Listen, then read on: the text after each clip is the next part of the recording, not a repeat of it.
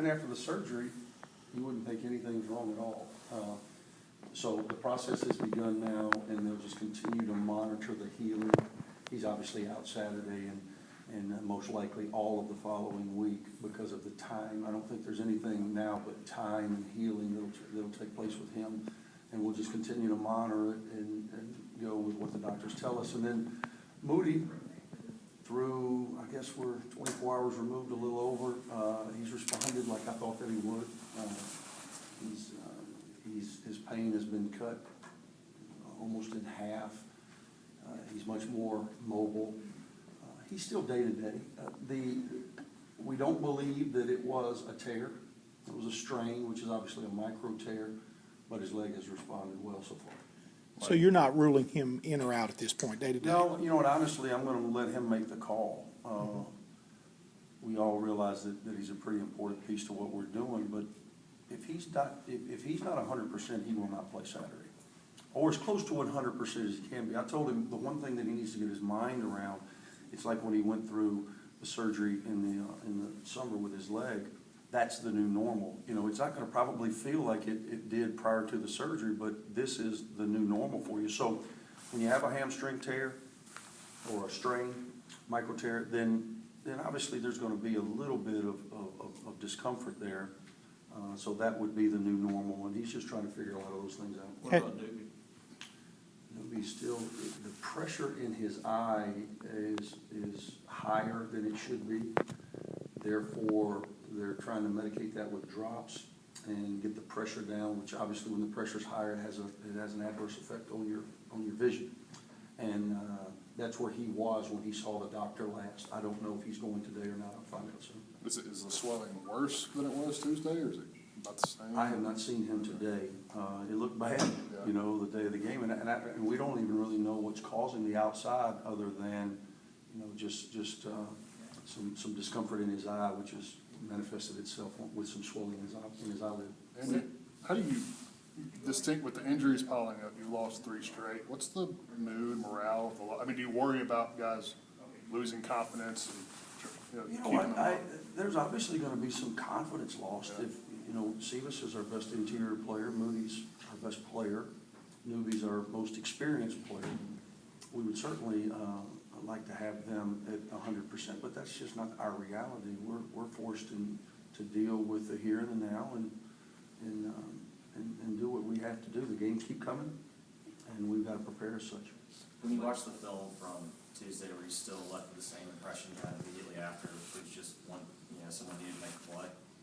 Yeah, you know, when you don't score for the last 4.5 minutes of the game, you're probably not going to win. And we had 4 free throws. We went 0 for 4. You make one of those, do you win? I don't know, but maybe. The game went to overtime, maybe. We had 5 shots, and of those 5, I would take 4 Saturday in the hump and take our chances, and we missed them all. And, you know, all we can do is try to learn from it. You know, new guys in different positions, and sometimes it's painful to have to go through these growing pains, but it is what it is.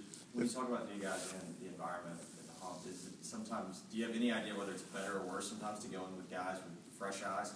I don't really have any idea. I know that obviously they're a group that's going to be hungry, being at 0-5 at this point. They see us walking in a little bit wounded. They're still a senior-oriented team. You know, when you talk about the core of their group, with the exception of Malik, who obviously gets a lot of attention, they're still a group that's been through a lot of battles.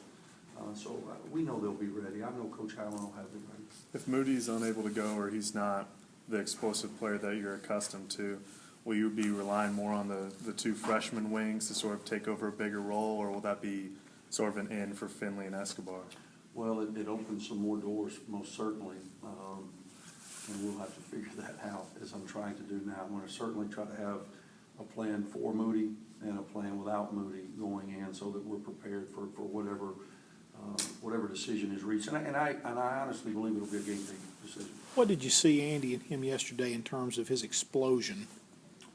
Moody? Yeah. Yeah, he didn't do anything yesterday. He's completely on the shelf. The first time that we'll try some things tomorrow, assuming he progresses as much today as he did yesterday. tomorrow will be the first time that he would get back on the court, and then that'll tell us a lot. Obviously, Terrence and Dante and Mark Canvas obviously getting a lot more minutes. Was it encouraging, at least with what they were able to give you Tuesday night? You know, with the naked eye, I thought we battled. It was probably the worst case, if you asked me going into the season, of the 13 SEC opponents, what's the worst case for Sebas and Newby not to play, I would have picked South Carolina. Why? Because they're physical and they're experienced and they just pound you. And our two most physical players are Sebas and Newby. So it was not ideal circumstances, to say the least.